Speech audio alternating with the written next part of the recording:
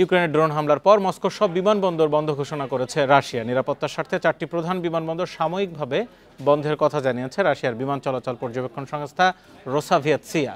বিভিন্ন দিক থেকে শহরে পৌঁছানোর আগেই অন্তত 19টি ইউক্রেনীয় ড্রোন ভূপাতিতের কথা জানিয়েছেন মস্কোর মেয়র। বান্ডেল থাকলে প্রতি সেনমানিতে টাকা বাঁচবে। বিকাশ সেনমানি বান্ডেল কিনে জিতুন প্রতি লেনদেনে।